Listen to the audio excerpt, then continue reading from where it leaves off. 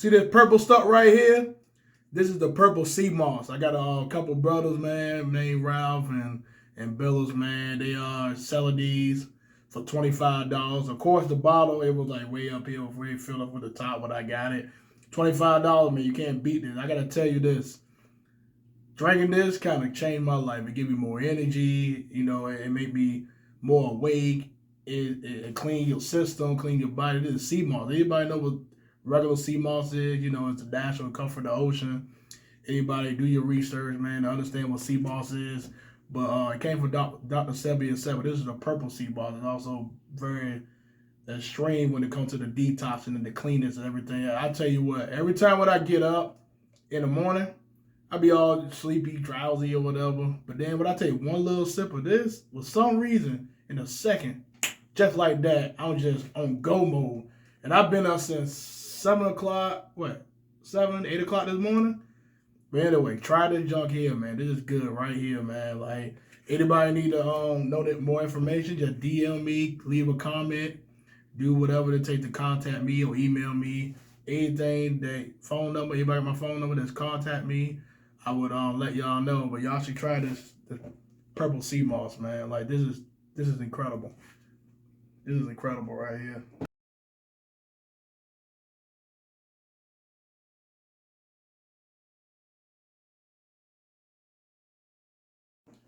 Hey, yo, what's going on, man? Your boy Ferri is back, baby, again for another podcast, man. Another music, another channel, another positivity or negativity. It doesn't matter because we all human.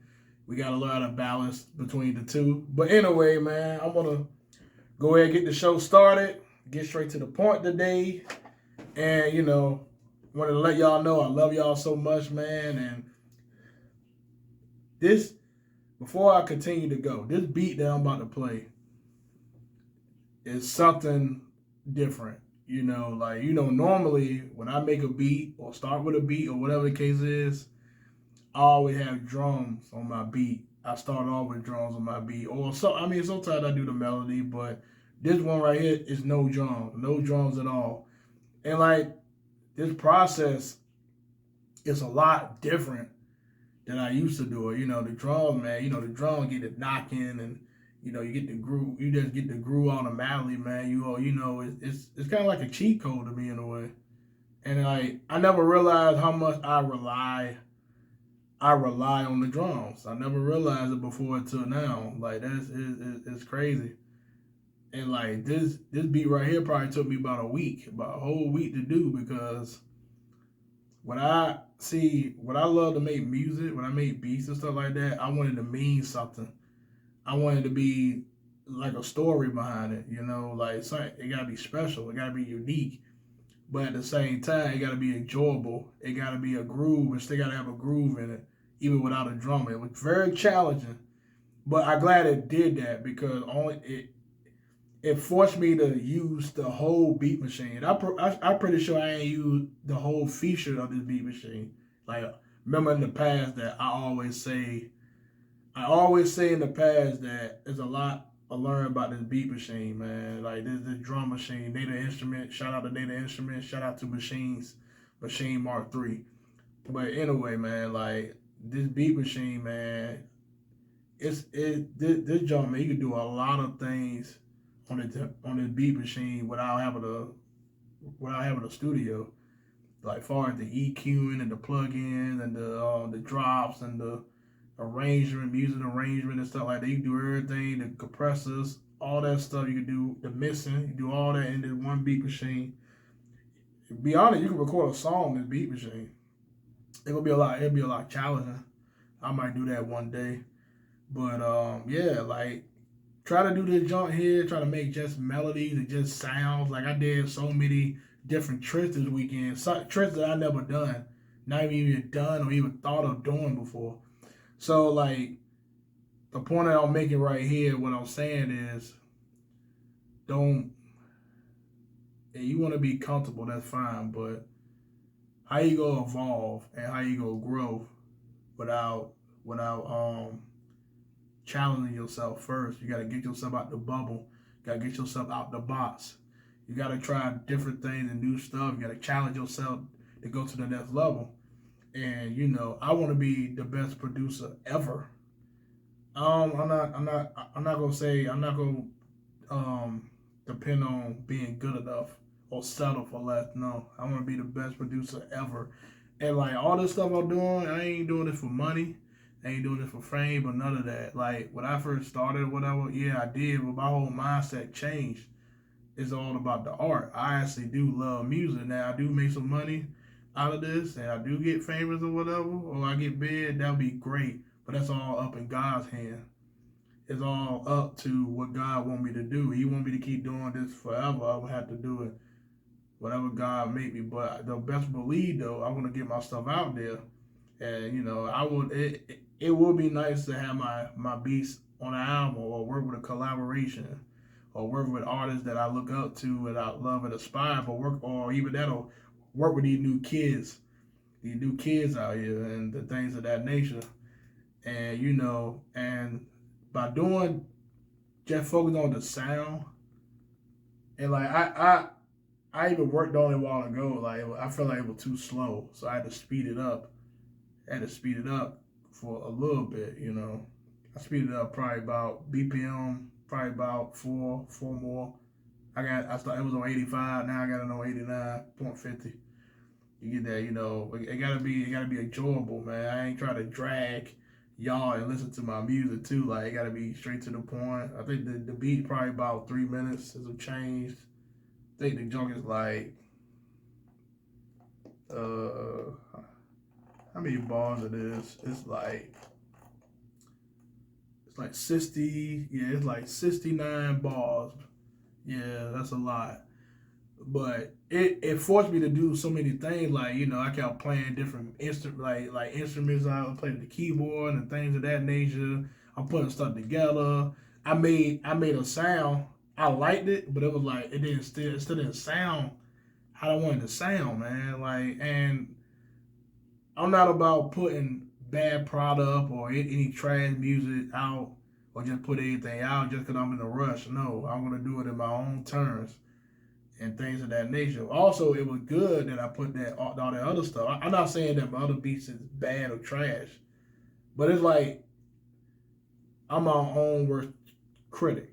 Just like y'all is your own worst critic to y'all art or what's your work or what's your mind or your brain or whatever you focus on doing in that nature.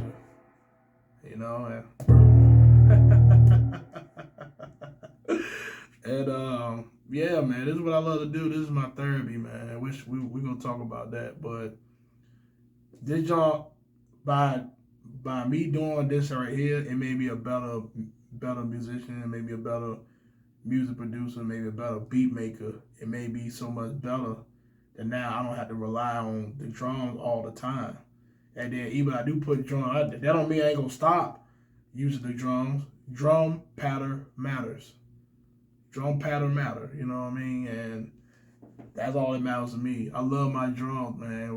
The drums is the heartbeat of the song and the beat. The melody is the soul. You know what I mean? Like they both come hand in hand. But sometimes I do, and like I start listening to different producers like The Alchemist and whole lot of. I've been listening to a whole bunch of different producers as of late. I've been doing it, but I listen to people like Optimist, Ryan Leslie. I listened to Ryan Leslie yesterday. That all he used in the beat was a clap. You know what I mean? And I'm trying to think. Is clap is considered a snare, or clap just a. You know what I mean? Like that's all he had on the sound. That beat sounds so freaking good, along with the artist that he's singing and things of that nature. That people got to realize too. Vocals is it's an instrument. That's how you got to look at it too. Like as a beat maker and a producer, when you make beats and things like that, don't have too much. And I had to learn this. You got to realize I just started making beats again. In a way, I started making beats back in 2012. But I didn't know anything. I was just doing it, man. And I was at college then. I was going to college and everything at that point. But then, like, when I first started making beats, I figured, okay, everything need to be filled in. I wanted it to feel fancy and nice and everything. Because I ain't got no artist. But I would love to have an artist on my music though, because that's why I learned that less is more, more is less. That's why I try not to overdo a lot of things and everything in this world. But anyway, I'm gonna get the show started with the intro, and who knows, I might play a bunch of producer tags, which I'm gonna be honest with you, I'm kind of growing out. I'm kind of growing out of that producer tag syndrome. You know what I mean? Because everybody doing it. I'm a type of guy that I try to do things different than everybody else. I don't like to be put in the same boat as everybody else. I ain't trying to follow, be a copycat, be in the crowd, do what's popular. I mean, I might do a producer tag every other beat, but I'm not gonna do it at every beat, every single beat. I want, like, I mean, think about it with this producer tag situation. You know, uh, oh yeah, hold up. No, I rather continue talking about it. Cause if I start the intro, I realize if I start something, I'm gonna forget. I'm gonna lose train of thoughts. So I'm about to continue this conversation. Now, this whole as a matter of fact, I got a good idea that's popped in my head. I'm not gonna tell you right now, but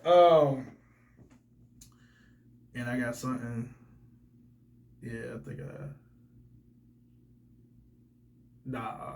ain't gonna do that. Got me thinking. Anyway, this whole producer tag thing, like, it's great marketing. Don't get me wrong. It is great marketing. Absolutely. That way, when somebody hear your beat, they know who you are.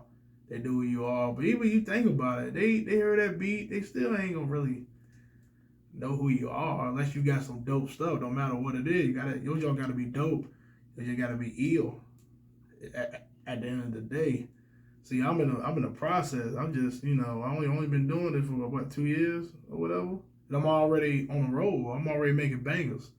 I'm making hits now. All I do is get better and go up from here.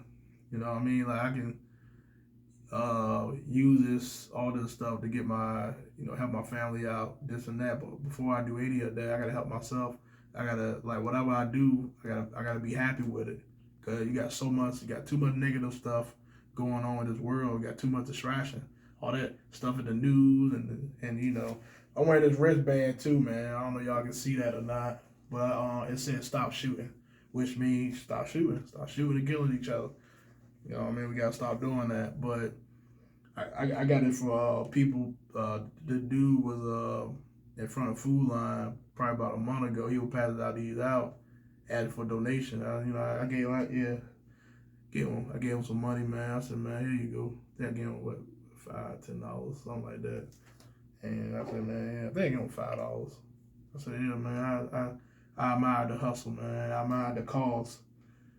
But anyway, this whole producer tag thing, man, like, people that's overdo it sometimes, and people want to do it because other people doing it. See, I do stuff because what I feel like doing or how I do it, because this is my life. It's not about nobody else, man. And that's what y'all gotta tell yourself, that it's not about what other people think about you. And that's a battle, that I fight a lot, because sometimes I feel like I want to please other people and make other people happy and things of that nature, But I started to realize, man, I came to terms that it don't matter what you do, good or bad, people gonna talk about you no matter what. People talk about you when they don't even know nothing about you. They know nothing about you. They don't know your struggle. They don't try to understand why you like that, or why you this person, why you that person, and we can't keep getting distracted and worry about what other people are doing and why they don't like us and things. Who cares? You try to understand that, man. You'll never find your purpose in life. You do things to oppress people. Like, we all do things to oppress people one way or another. Like, I feel like sometimes when I do music, I do beats, I try to oppress people. But I come to terms, man, I do this because I love it, not because of somebody else. The point that if I love myself enough and I love my music enough and I become so dope and I think I'm dope, I ain't no thing. If I know I'm dope and I know I'm good and I know I'm great, then nothing and nobody can stop me. And it doesn't matter, like I said before, it don't matter how many views I get. Whether it's 10,000 views, a million views, or 10 views. All my fans, all my people, my family, my fans, all my family, my Ferri wheels, my amusement, my customers. As long as they good and my junk go to grow, it's go grow, it's go keep growing. Like as long as you keep going, it don't matter how many years it takes. Whether it take 2 years, 5 years, 10 years, Once you get to a point and you expect the process to be long, then you can't lose. You got to have patience in this life. You got to have patience in this world. You got to focus on yourself too. Your love. You got to do it for your family and your friends. But at the same time, if you feel like your family, your friends, or any of that getting in your way of greatness, at the end of the day, this is your life. I was just listening to Ferri. That's crazy. I ain't even played this beat yet. It's like this. I love talking and I love doing it. I love doing the intro. I love doing I love music. I love talking. So once I get to it, I just want to get it out the way. And you know what I mean. And before I continue talking, let's go ahead and play this beat.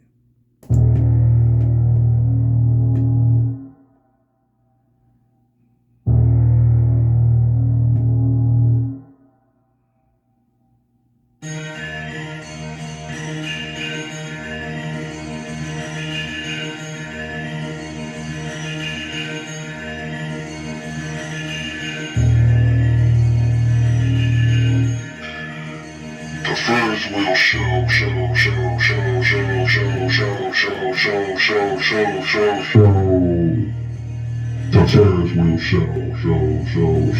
show. The greatest, the baddest, the man without no fear. Ferris, Jose,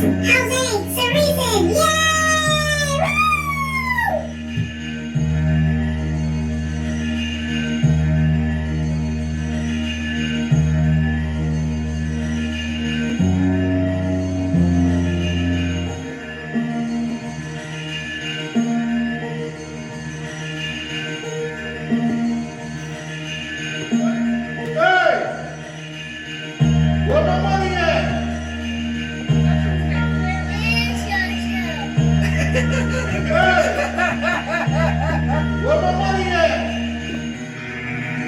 Woo! The Ferris wheel show. The Ferris wheel show. By the way, happy Halloween. The greatest, the baddest, the man without no fear. Ferris, Jose, Cereson, yay! Woo!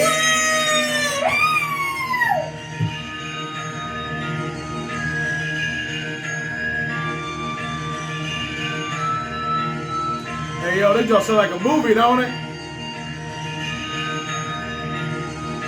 That sound like a Halloween type beat, but I won't aim for the Halloween, I swear.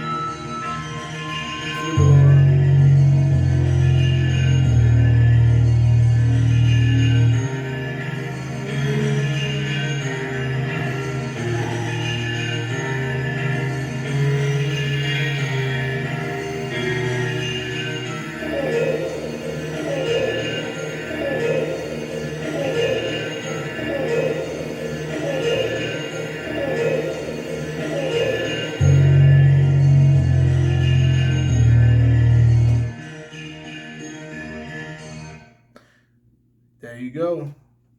And I'm about to get out of here. I gotta go to the gym. Then I gotta go to work. Gotta be at work in a few hours, man. Gotta get that ready, get it on. But before I play that music, I'll listen to Ferri Thomas music. It's crazy how God works. My plan was to listen to Jay Dilla, but I didn't know Jay Dilla had a book. I bought it on Audible and I tried to listen to it, but it wouldn't work. So something told me I forgot that I bought Ferri Thomas. Ferri Thomas is one of my favorite motivational speakers. Which, by the way, twice already, Ferri Thomas liked my music, and he also sent me. He also responded to me too. He sent me a couple prayer hands and things of that nature. That's why I told you he's a man's man. He been homeless, and he one of the biggest motivational speakers there ever. I listen to You Owe Me and things like that, and you all he and already like not even 2-3 minutes in the book, the man said he said a quote that Martin Luther King said a while back. If you can't fly, run. If you can't run, walk. If you can't walk, then crawl. But whatever you do, keep moving forward. Don't ever give up in life. Keep pushing. And that's all I got to say. I'm about to head out of here. Love y'all. Don't let nothing distract you. Keep the focus. Keep the grind. Keep fighting. Put your faith in the Lord.